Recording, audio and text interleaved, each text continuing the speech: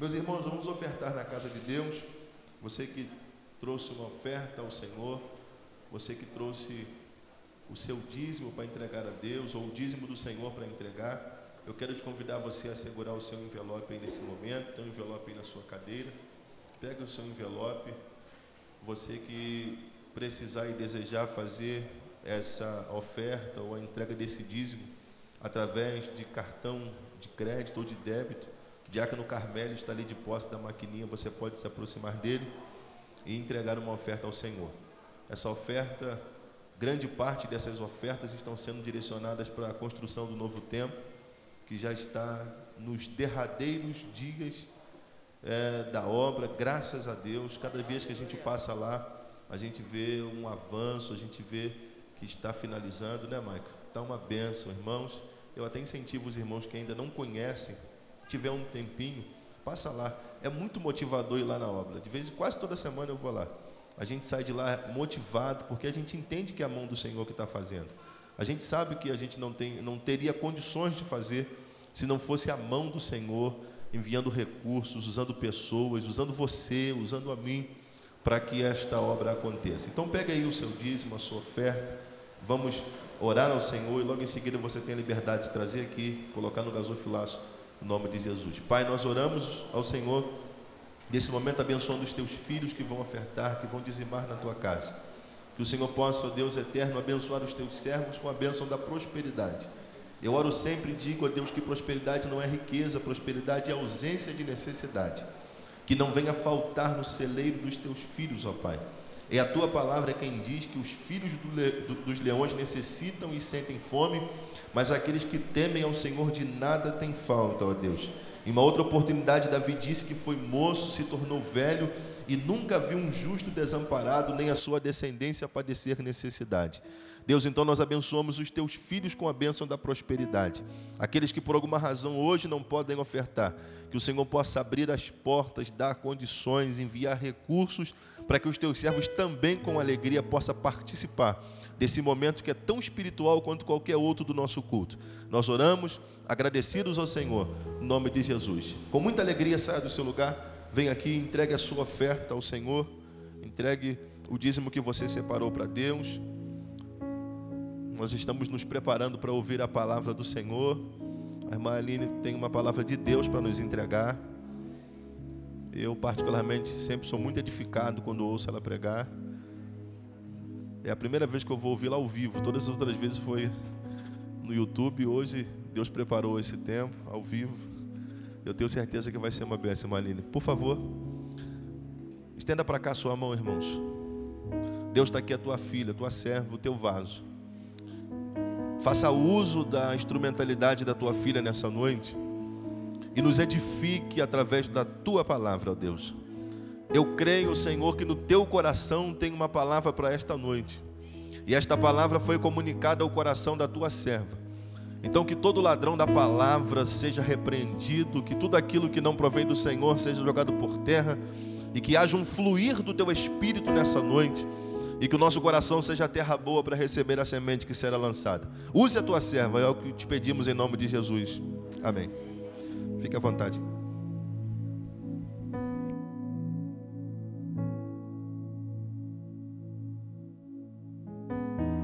Boa noite, irmãos, a paz do Senhor. Boa noite aos irmãos que vão ver, né, depois a pregação.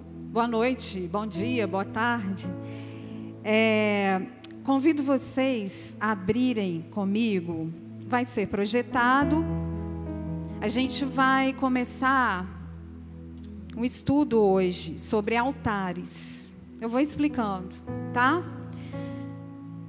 A gente vai ler então, primeiramente, Apocalipse capítulo 8, do versículo 3 ao 5. Está sendo projetado ali, então eu já vou lendo, ok? Veio outro anjo e ficou de pé junto ao altar, com incensário de ouro, e foi-lhe dado muito incenso, para oferecê-lo com as orações de todos os santos sobre o altar de ouro que se acha diante do trono. E da mão do anjo subiu à presença de Deus a fumaça do incenso, com as orações dos santos. E o anjo tomou o incensário, encheu do fogo do altar e o atirou à terra. E houve trovões, vozes, relâmpagos e terremoto. Amém? Pode assentar, irmãos. Bom, a gente vai, como é um estudo, então nós vamos... eu vou citar aqui alguns versículos bíblicos que não vão ser projetados. Você anota aí e depois você vê em casa, tá joia? Olha só, como a gente vai falar hoje sobre oração, mais um estudo aqui sobre oração. A nossa igreja é uma igreja movida pela oração, né? A nossa vida, ai de nós, se não fosse o nosso diálogo, a nossa intimidade com o Senhor, né? Nós crentes, como foi muito bem falado aqui no louvor, né? Nós temos acesso ao Santíssimo Lugar, ou seja, hoje os sacerdotes somos nós. Esse é um ministério que todo crente tem. E ai de nós se nós não entrarmos no Santíssimo Lugar, irmãos. O nosso controle, a nossa vida está totalmente no controle do Senhor. Nós não somos independentes dele. E aí eu li esse texto aqui pelo seguinte, porque é um texto, embora ele tenha aqui um contexto bem específico, aqui fala dos santos que venceram a grande tribulação e do juízo de Deus sobre o mundo, sobre a terra, mas a dinâmica de como as nossas orações são recebidas no mundo espiritual é essa aqui, é essa mesma, independente do contexto. Nós somos os santos e as nossas orações, elas são recebidas no trono de Deus exatamente nessa dinâmica. E é muito interessante, irmãos, a Bíblia é linda, mas não adianta a gente ler somente. A gente tem que estudar a Bíblia. Tem muita gente que fala assim, eu tenho dificuldade de ler a Bíblia porque é muita figura, muitos símbolos. Então, não é para você ler, é para você estudar.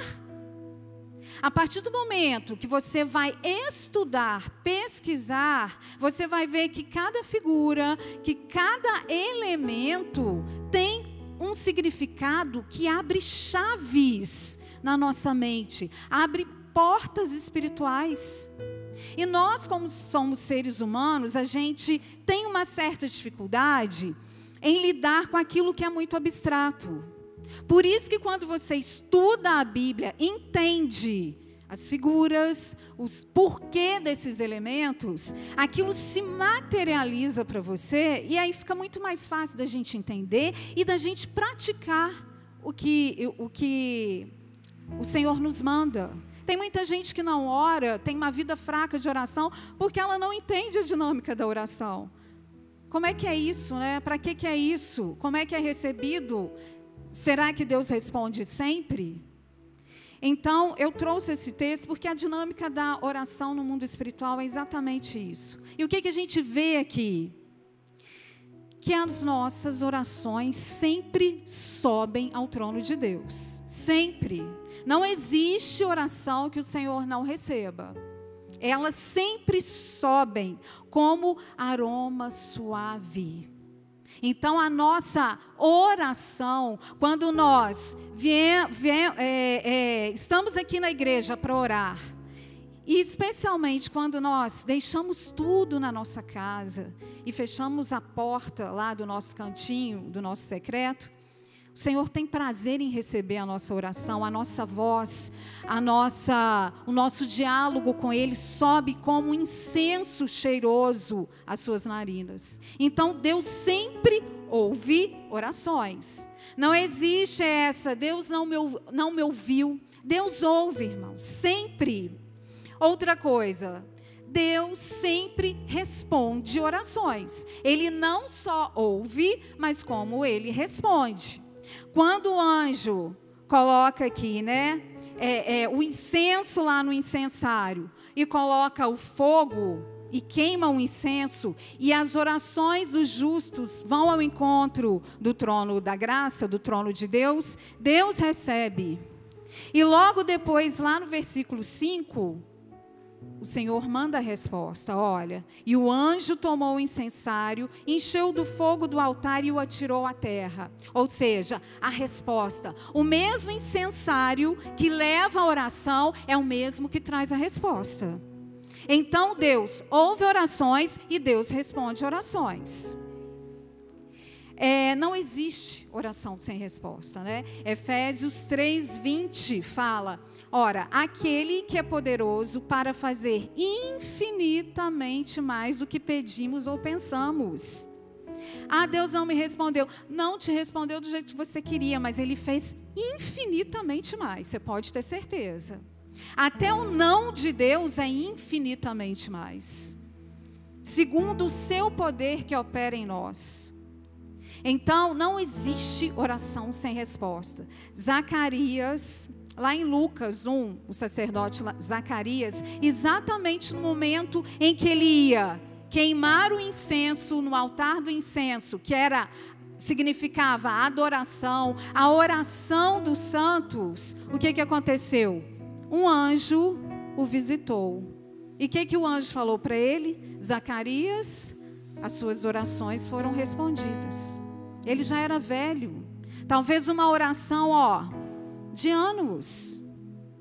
E foi respondida. Porque o Senhor tem a hora certa. Não existe oração nossa que não seja ouvida e que não tenha resposta.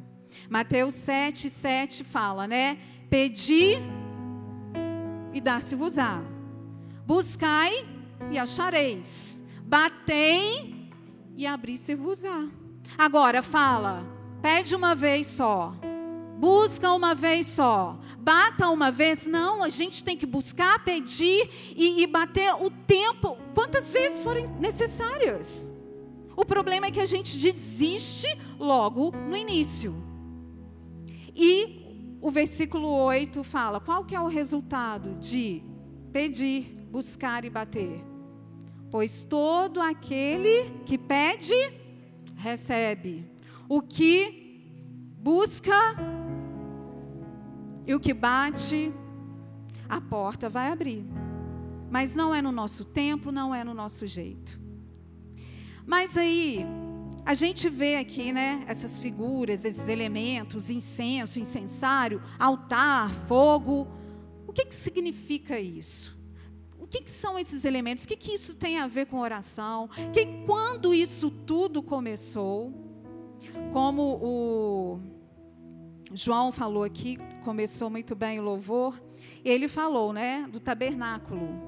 Porque quando Deus se encontrava com Adão todos os dias, na virada do dia, né, aquilo ali tinha o quê? Uma conversa, os dois, um diálogo.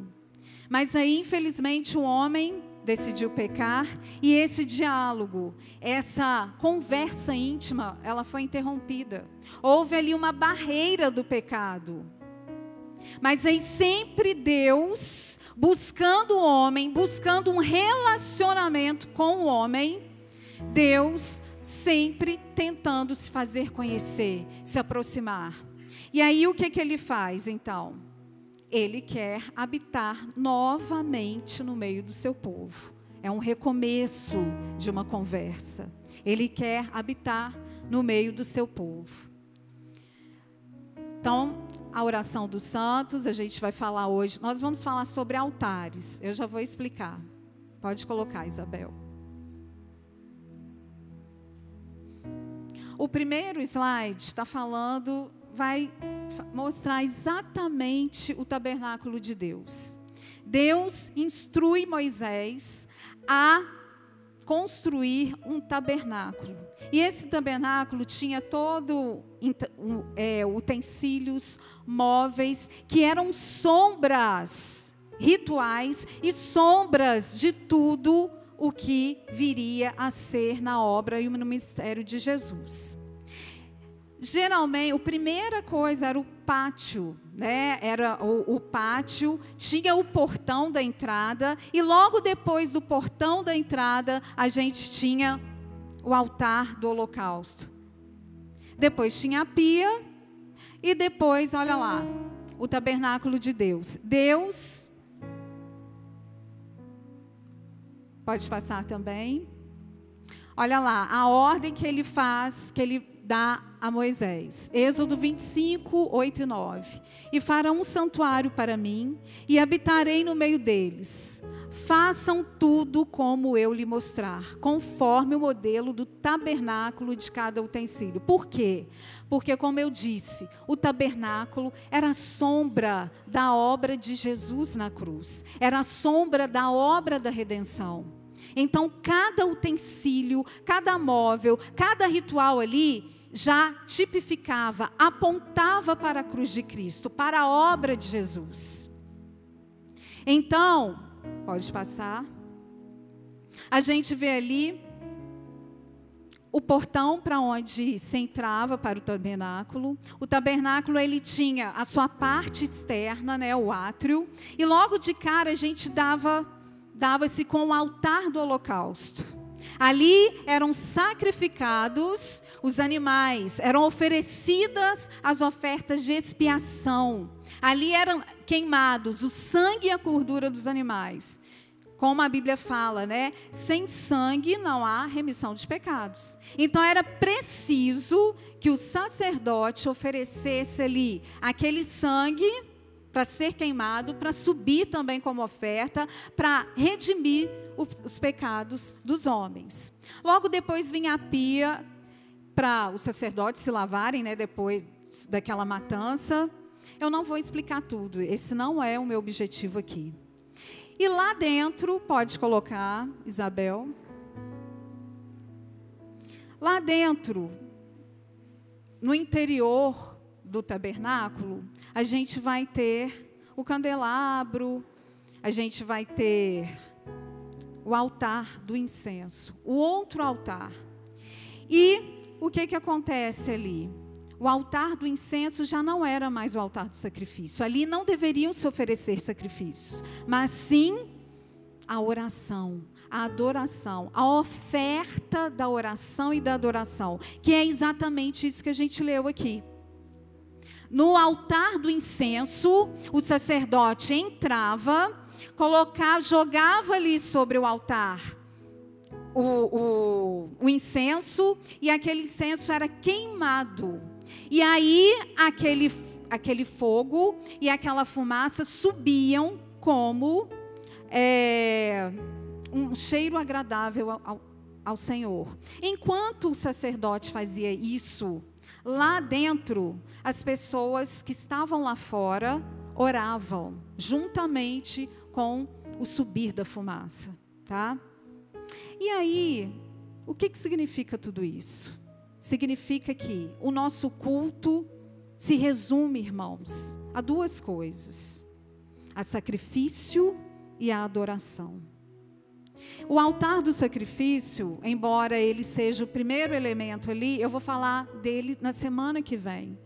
Depois vocês vão entender a inversão da ordem. Mas hoje eu vou começar pelo altar do incenso, o altar da adoração, da intercessão. Então, lá em Êxodo 30, a gente vai ver que Deus manda Moisés construir, então, fazer, né, o altar do incenso, o altar da oração. E a maioria dos móveis, todos os móveis do tabernáculo, eles eram feitos de acácia. E eles eram revestidos de ouro. A acácia, primeiro, porque a madeira acácia? Porque ela era a madeira disponível ali. Era a madeira que tinha ali ao redor de onde eles estavam. E porque ela era uma madeira extremamente dura e resistente ao tempo, a cupim, exatamente do jeito que eles precisavam. Por quê? Porque era um tabernáculo móvel, era um tabernáculo que ia viajar, ia ser levantado várias vezes aquele acampamento e deveria ser de material resistente. E a acácia também representa a natureza humana.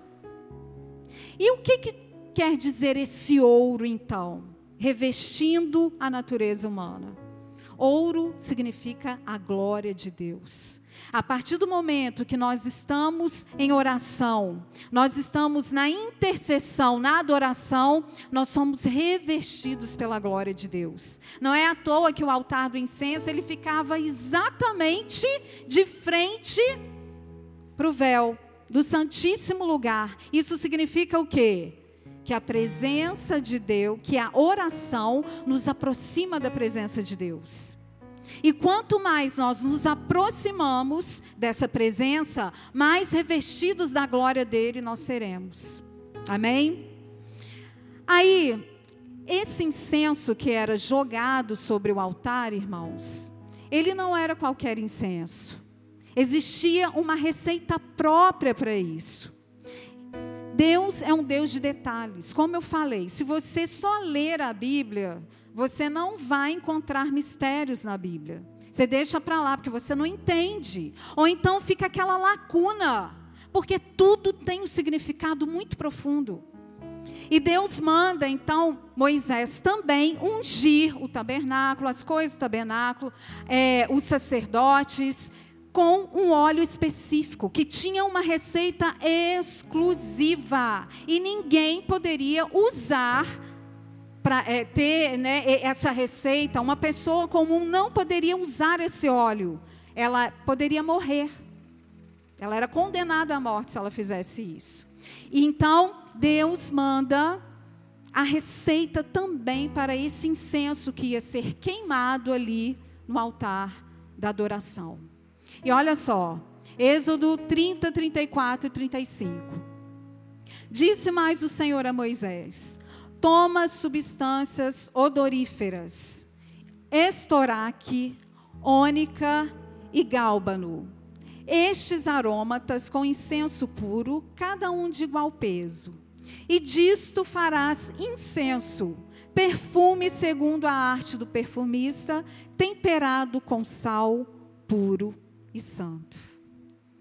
Não é à toa que nós temos o estoraque, a ônica e o gálbano nessa receita. Cada um ali representa a nossa postura, como nós devemos entrar no Santíssimo Lugar, como deve ser a nossa oração que é recebida diante do trono de Deus. Olha lá, o estoraque é uma planta aromática e essa palavra significa gota. Por quê? Porque ela sai dela, como se ela tivesse assim, poros, sai dela várias gotas, ela goteja o tempo todo. E essas gotas são perfumadas. E o mais interessante, você não precisa espremer essa planta, ela não precisa ser espremida para derramar esse aroma, para derramar esse perfume. Ela faz isso espontaneamente. Ou seja, a nossa vida de oração, adoração ao Senhor tem que ser espontânea. A gente não tem que ficar esperando ser exprimido numa prova, numa tribulação, para se chegar a Deus, para adorar, para orar. Porque infelizmente, irmãos, a maioria de nós faz isso. Oração é só quando a gente está na prova. A maioria de nós nos achegamos a Deus, viemos para a igreja quando estamos na prova, não é verdade? E sendo que a vontade do Senhor é ter um relacionamento com o homem. Não é um relacionamento de interesse. Pai, dá. A gente sempre crente leitinho que nunca cresce. Porque isso daqui é um nível muito elevado de oração. Oração desinteressada é só porque eu me deleito na presença do meu Deus. Eu não preciso estar numa prova, estar num aperto, para poder adorar e conversar com Ele, porque eu amo. E eu tenho muito que conversar com Ele, a não ser para elogiar, para agradecer. Eu não tenho que ficar lá só pedindo. Pedir mais o quê? Eu fui salva de uma morte eterna. Se eu olhar para quem eu era, um latão de lixo ambulante, e sou eu sou muito grata à obra de Deus, à obra de Jesus todos os dias da minha vida. Preciso de muitas coisas, irmãos, mas eu preciso mais é dele, porque é ele que morreu na cruz por mim e vai me levar para morar com ele. Então esse é um nível de oração elevada. A oração que é para a glória de Deus, para produzir frutos para a eternidade. Quer ver um exemplo? Atos 10. Depois você lê lá na sua casa. Vou resumir rapidamente. Cornélio era um gentio. Ele era um homem temente a Deus. Ele orava constantemente. Ele era uma pessoa que ajudava, generosa, dava esmolas. Só que, qual que era a oração de Cornélio? Qual era o desejo ardente de Cornélio? Olha só, quando lá em Atos 2, os apóstolos são batizados com poder, com o Espírito Santo, e ali eles começam, de discípulos, eles viram apóstolos, eles começam a pregar, eles pregam para os judeus. Por quê, irmãos? Existia um grande orgulho nacionalista nos judeus. O judeu não se misturava. Todo mundo que não era judeu para eles era impuro.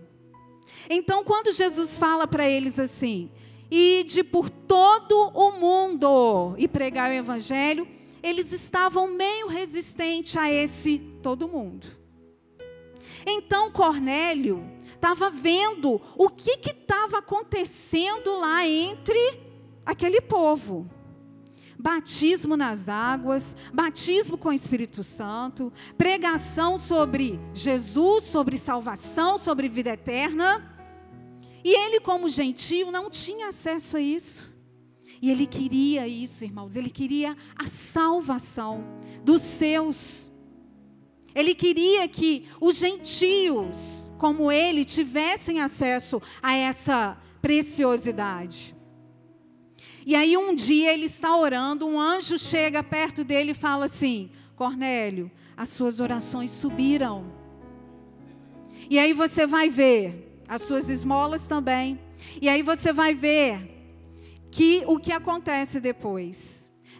Pedro é visitado pelo Senhor, Deus dá uma visão para Pedro lá, para ele comer, manda ele comer um monte de coisa impura, e Pedro resiste 3 vezes, eu não como o que é impuro. Olha só, ele resistindo a Deus, por causa do orgulho nacionalista, por causa da barreira cultural. Mas Cornélio orou porque ele queria ser salvo, e Deus preparou a salvação para os gentios através da oração de Cornélio.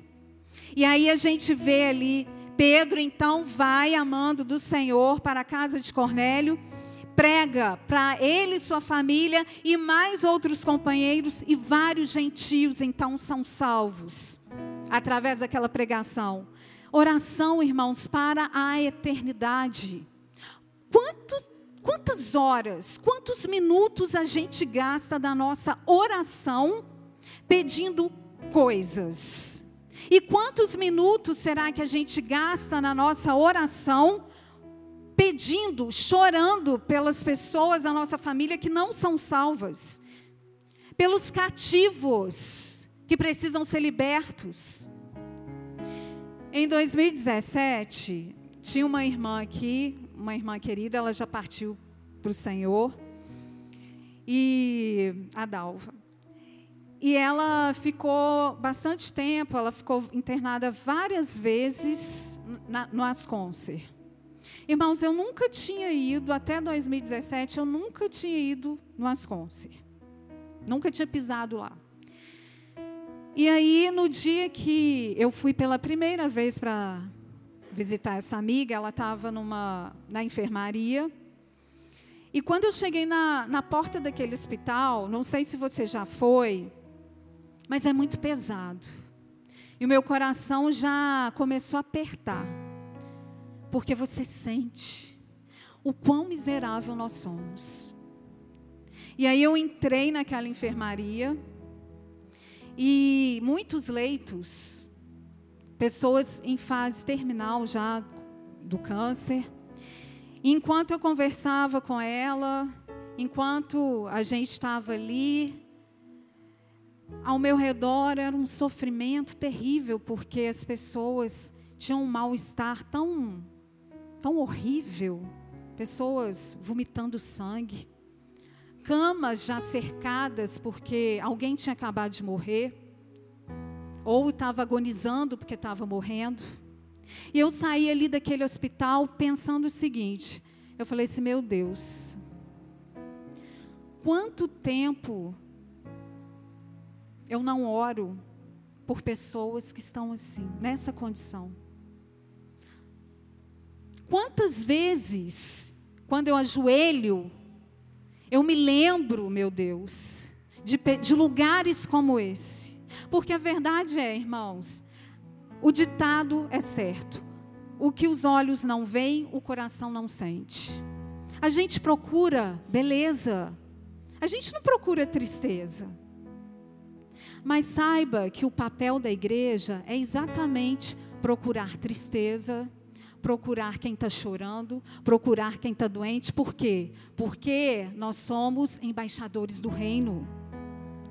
O nosso lugar não é ficar só numa igreja bonita, não, irmãos. A gente tem que ir nesses lugares de trevas, preparar o caminho do Senhor para a segunda volta, habilitar as pessoas para a salvação, a dar vista aos cegos, libertar cativos, tirar lá o choro da pessoa e derramar sobre ela o óleo da alegria, o óleo da salvação.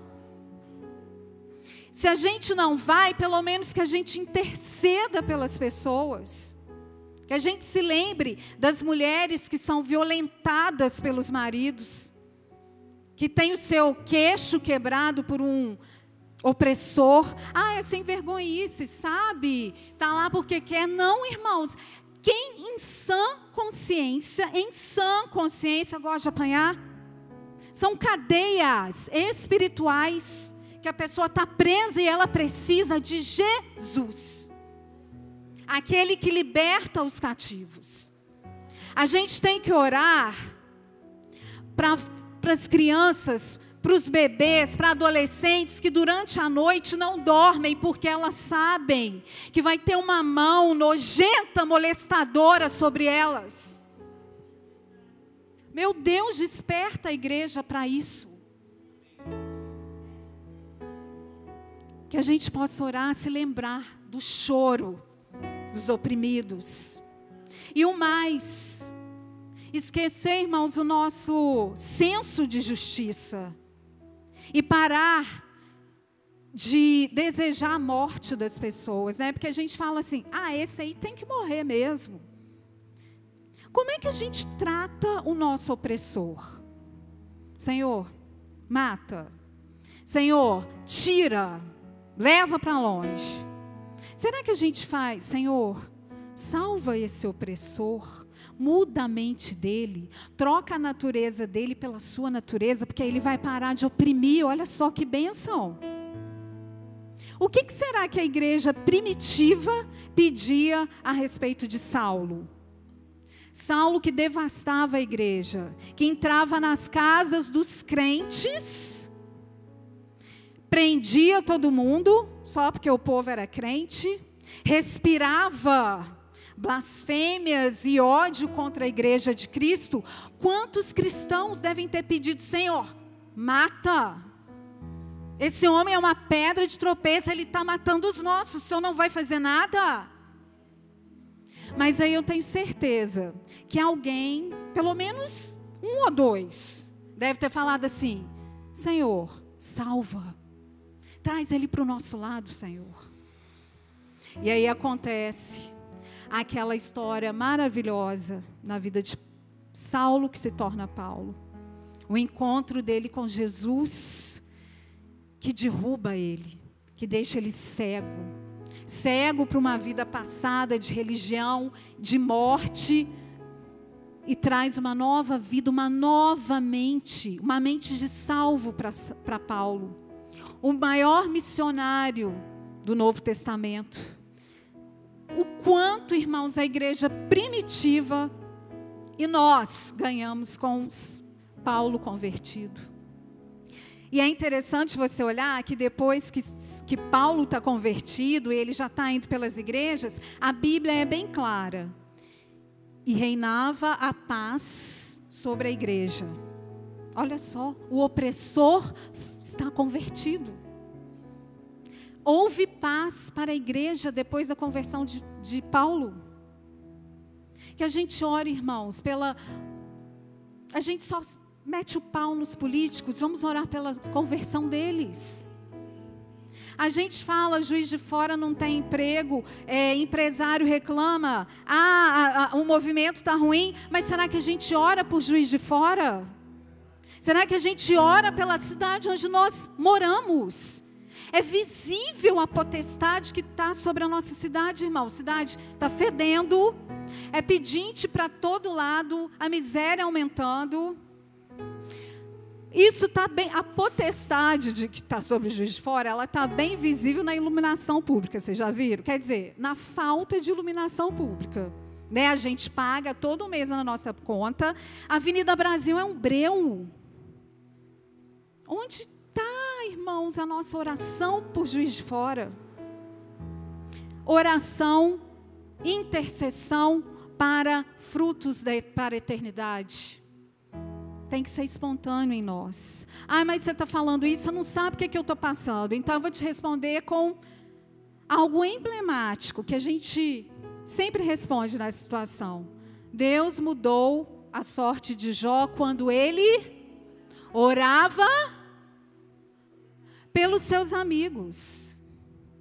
Deus mudou a sorte de Jó enquanto ele orava pelos seus amigos. Ele não estava orando por ele. Ele estava orando pelos seus amigos. Então não se preocupe. Ore menos por você. Ore mais pelos seus irmãos, pela igreja de Cristo na terra. Ore para a libertação dos cativos. Deus vai cuidar de você, irmão. Deus vai mudar a sua sorte enquanto você estiver nesse nível elevado de oração e intercessão. De adoração, sabe? Aquele dia que você não vou pedir nada agora.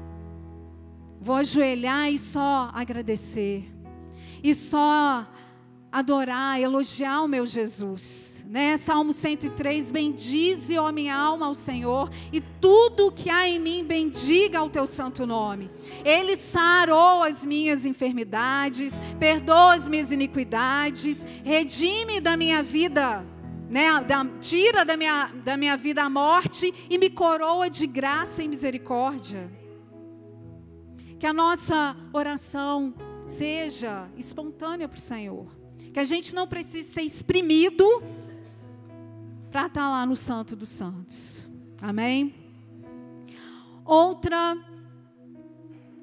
substância aqui. Ônica. Molusco retirado do mar para ser queimado. A gente também aguenta orar e adorar quando a gente é queimado na prova, quando a gente está no fogo da prova. Como é o nosso relacionamento com Deus enquanto nós somos queimados, sabe por quê? Porque nós recebemos de Deus uma resposta a uma oração que nós não queríamos. Qual que é o meu comportamento, a minha oração diante de Deus quando eu sou queimado na prova? A gente vê ali, olha, Atos de 16, 19 a 26, depois você olha lá, aquela passagem maravilhosa. Os Paulo e Silas pregavam, e eles foram covardemente açoitados, porque pregavam a palavra. E aí, foram presos, muito feridos, e por volta da meia-noite, eles decidiram cantar louvores. Enquanto eles cantavam louvores, nem se lembrando das feridas, daquela prova de fogo, as cadeias foram quebradas. As cadeias caíram. Está vendo, irmãos? A nossa oração tem que ser diferente. Deus está nos chamando a um outro nível de relacionamento com eles. tudo aponta para a adoração. Vamos tirar essa história do nosso meio de dá, papai, dá. Somos crentes maduros. Os crentes do arrebatamento. Independente das circunstâncias, a vontade de Deus é receber a nossa adoração. É nos relacionar, ver que nós estamos nos relacionando com Ele por amor. E, sabe, irmãos, não é que a gente está aqui, esquece, não sofra, não chore, não sinta, não é isso. Mas é você ser capaz de superar, de aguentar a sua dor, deixar a sua dor de lado e cantar louvores a Deus. E aí Ele opera, as cadeias são quebradas, caminhos são abertos. A gente tem que experimentar isso. Chora lá aos pés do Senhor, apresenta, mas cante também. Não desacredite, né? Salmo 42, versículo 5 fala: por que estás abatido, ó minha alma? Espera em Deus, dele vem a minha salvação. Então, sofreu, chorou, pronto, entrega, ora, louva. Né? Igual o hino aqui, né? Está sofrendo, louve, né? Está chorando, louve. Seu louvor invade o céu. Amém? Gálbano. O gálbano exalava o bom perfume após ser amassado, triturado. Adoração de um coração quebrantado. Então essa planta, para ela poder produzir o bom perfume, ela tinha que ser triturada, ela tinha que ser amassada. Deus recebe orações de corações quebrantados. Deus não resiste a um coração quebrantado. A humildade é o segredo da santidade. Bel, pode colocar para mim Tiago 4. Irmãos, eu já estou quase terminando, só mais um pouquinho. Olha só, eu queria parar aqui um pouquinho para a gente discutir uma coisa aqui muito séria. Se Deus não resiste a um coração quebrantado, mas Deus resiste o contrário. Tiago 4, 6 e 7. Antes dar maior graça. Portanto, diz, Deus resiste aos soberbos, dá, porém, graça aos humildes. Sujeitai-vos, pois, a Deus, resisti ao diabo e ele fugirá de vós. Olha, irmãos, não adianta, você pode voltar no versículo 6, tá? Não adianta, irmãos, a gente tentar fazer com que o diabo fuja, às vezes, só repreendendo, e sai diabo, está amarrado. Sabe por quê? Porque às vezes, irmãos, Deus está resistindo a gente. Tem problemas, às vezes, na nossa vida, que não são normais. Nós somos seres humanos, estamos sujeitos a várias coisas. Jesus mesmo disse, no mundo, vocês vão ter aflição. Então, no mundo a gente tem aflição. Mas tem coisa que não é normal.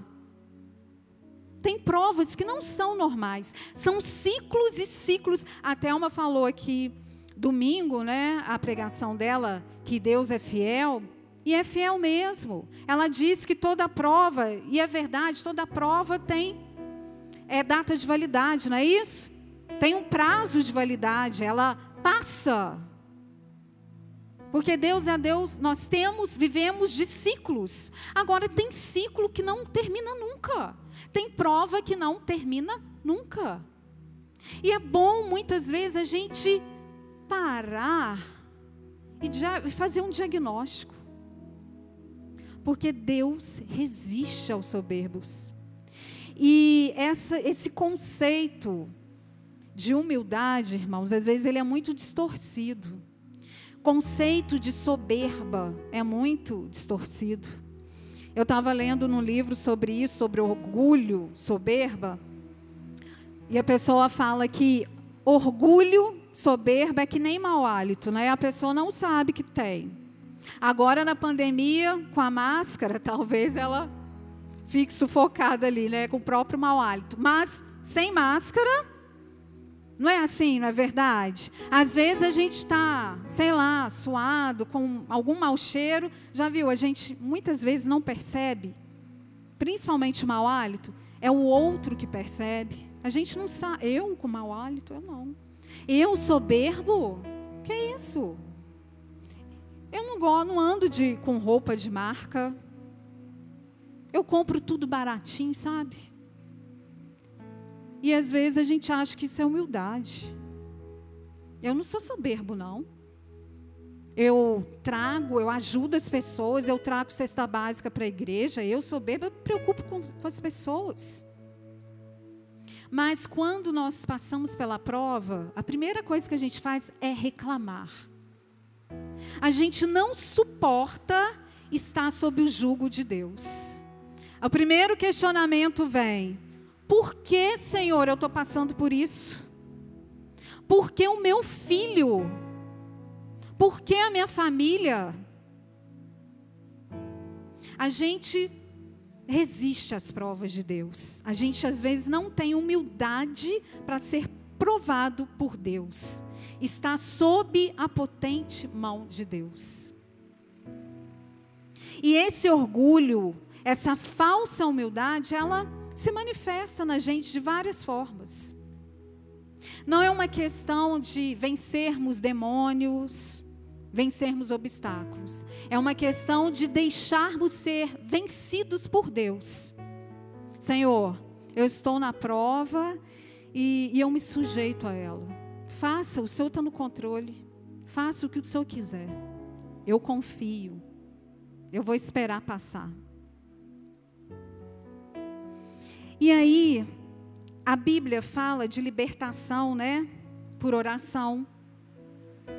A gente vê isso em todo momento no ministério de Jesus. Alguém endemoniado, ele ia lá, mandava sair, pronto. A gente vê libertação, resistência ao diabo pela palavra. Jesus venceu o diabo pela palavra. Jesus fala aos discípulos: olha, essa casta de demônios, vocês só vão vencer com jejum e oração. Agora, tem um episódio na Bíblia que ele é vencido, que ele é feito pela humilhação. É a passagem da mulher cananeia ou da mulher sírio-fenícia. Eu até coloquei aí, você só olha para mim a referência, que eu esqueci. Está em Mateus, eu esqueci de anotar aqui, irmãos. Tem em Mateus, em Marcos, em Lucas, essa passagem. Aquela mulher, Jesus está indo com os discípulos, e vem uma mulher sírio-fenícia. Lucas fala que ela era grega, sírio-fenícia, e ela vem correndo atrás de Jesus e grita por Jesus, e fala assim: Jesus, filho de Davi. Quando uma pessoa naquela época chamava Jesus, filho de Davi, ela reconhecia que Jesus era o Messias. Então, vinha atrás dele uma mulher que reconhecia, vamos dizer assim, uma convertida. Jesus, filho de Davi, tenha misericórdia de mim, minha filha está terrivelmente endemoniada. E a mulher ia gritando, gritando, e Jesus? O que Jesus fez? Nem olhou para trás. Ele fez um silêncio, desprezou a mulher. Nem olhou para trás. É engraçado que eu nunca vi em outros episódios de alguém pedindo Jesus o milagre, esse comportamento de Jesus. Ele era firme com os fariseus, hipócritas, sepulcros caiados, né? Ele era firme com eles. Agora, com essa mulher, primeiro, o silêncio e o desprezo de Jesus. O que a gente faz quando a gente sente que Deus está em silêncio? Parece que Deus não está respondendo. A gente persevera no amor dele ou a gente desiste porque eu não mereço isso? Se Deus quiser me responder, se Ele me ama, tanto faz. Qual que é a nossa atitude? E ela perseverou, ela continuou gritando. E os discípulos já, né, incomodados, falaram: mestre, olha lá, está gritando. Atende ela e despede ela. E Jesus fala, e ele discrimina a mulher, irmãos. Ele fala assim: olha, eu não vim para você, eu vim para as ovelhas da casa de Israel. A gente poderia dizer que Jesus discriminou aquela mulher. Discriminação racial. E aquela mulher foi embora? Não. Ela continuou ali. Ela continuou ali. Eu não posso, e ele continua, né? Eu não vou lançar o pão dos filhos ao cachorrinho. Chamou a mulher de cachorra. Olha a ofensa que Jesus faz a essa mulher. Despreza, discrimina e ofende. Só, irmãos, que ela perseverou. Ela fala assim, ela adora. Quando ele chama ela de cachorra, o que ela faz? Senhor, mas os cachorrinhos comem das migalhas, me dá as migalhas que eu fico feliz. Eu sei que a minha filha vai receber libertação assim mesmo. Me dá o que se eu tiver, eu quero. Senhor. Ela aceitou a humilhação. Ela foi humilhada sem questionar. Com certeza, irmãos, Jesus não fez isso à toa. Deveria haver ali naquela mulher alguma casta na sua família, na sua casa de orgulho. Ela precisava receber ali um tratamento do Senhor, de humilhação, e continuar adorando para a filha ser liberta. E quando ela adora o Senhor, se sujeitando à humilhação, o que acontece? Jesus fala: eu nunca vi uma fé como essa. Vai que a sua filha já está liberta. A humildade é a porta para o avivamento e para a cura. E o que é humildade? Filipenses 2:3 tem um conceito muito interessante de humildade. Eu já estou terminando. Humildade é aquilo que quebra a gente, que quebra o nosso ego. A gente, irmãos, muitas vezes a gente consegue perceber o nosso orgulho, às vezes até pelo nosso vocabulário, como nós tratamos os outros. Por exemplo, eu sou solteira. O que eu já fui chamada assim, né, solteiro, né, na igreja. Eu acho que a igreja tem que melhorar o tratamento com solteiros. Eu não estou falando de todo mundo não, tá? Às vezes as pessoas fazem do casamento a sua, como é que fala, o seu estado civil. A pessoa tem orgulho por ser casado. Orgulho, quando eu falo orgulho, eu estou falando no sentido ruim mesmo. Solteiro é solteirona, encalhada. Não é verdade? Ah, coitada. Ah, coitado, não casou não? Que coitado, irmãos, que é isso? Muitas vezes, quando as pessoas falam isso, tem uma estrutura de orgulho ali. Aonde você mora? Ah, eu moro no bairro Santa Terezinha. Aí, ao invés da gente valorizar, naquele bairro bom, onde tem muitas coisas ali, supermercados, a pessoa fala assim, onde tem um córrego fedorento, aquele cheiro não vai na sua casa, não. Tá vendo? Às vezes a gente menospreza o outro, o que o outro tem. Estruturas de orgulho aqui, ó, na ponta da nossa língua, e a gente fala: eu não sou orgulhoso, eu não sou soberbo, eu sou humilde. Orgulho profissional, a minha profissão é importante, eu ganho dinheiro, o resto. Eu namorei um rapaz já tem um tempo, e eu sou professora, funcionária pública, eu sou do estado de Minas. E ele também era funcionário público, só que ele era de um outro posto, de uma outra secretaria, ele ganhava muito mais do que eu. E ele sempre, quando ele se referia à minha profissão e à minha vida profissional, ele falava assim: professorinha, você já deu sua aulinha?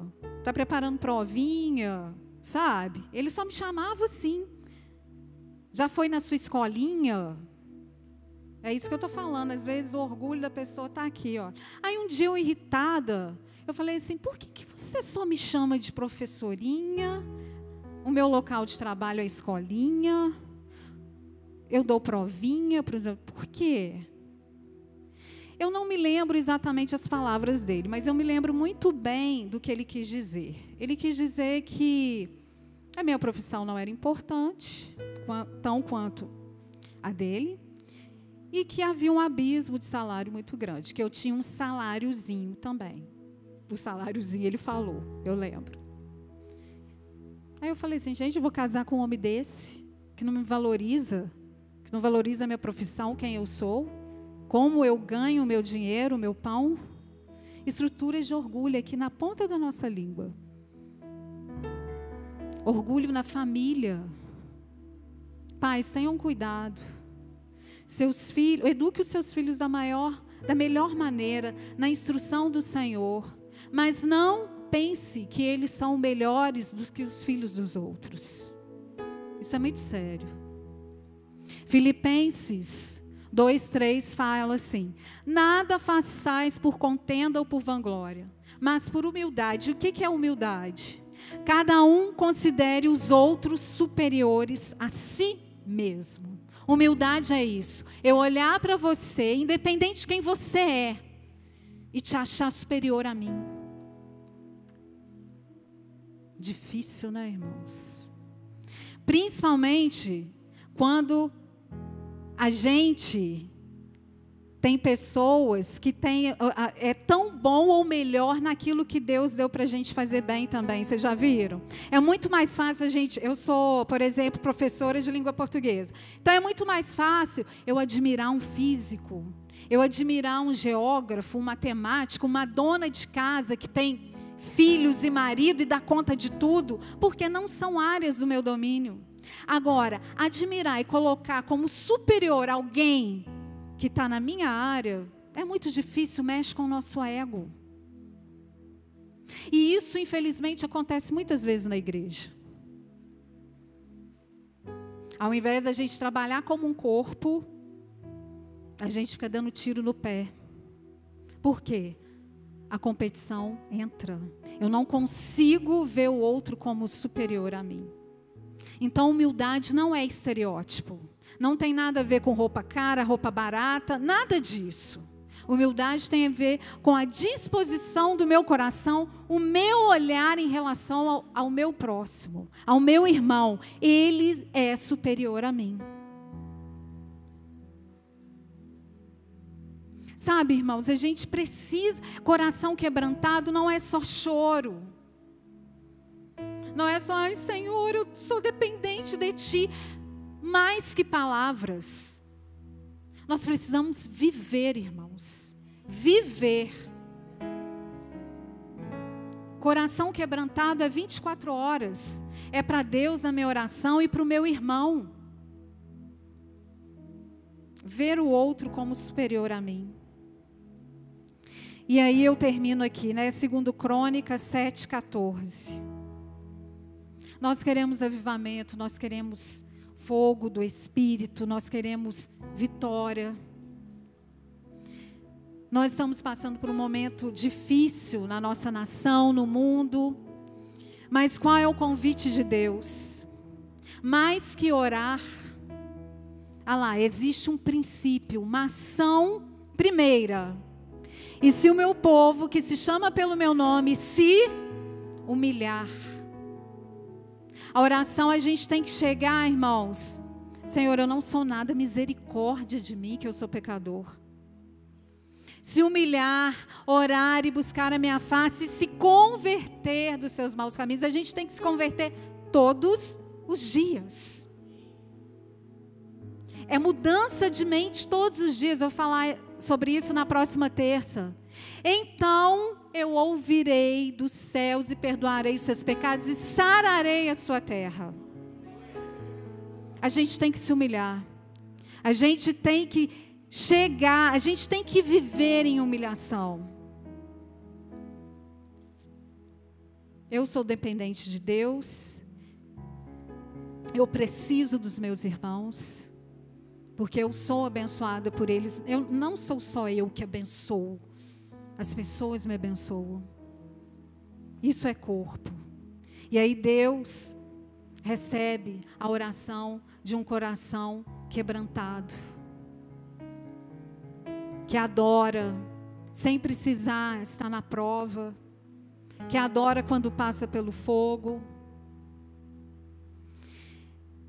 E aí, só que para incenso, irmãos, para as nossas orações subirem como cheiro suave ao trono da graça, o que precisa? Precisa do fogo. Sem fogo não adianta incenso. Tem que queimar, tem que ter fogo. Que fogo é esse? De onde que ele vem, o que ele representa, o que ele faz na nossa vida e o que a gente faz para ele não se apagar. Na terça-feira que vem a gente vai ver isso, amém?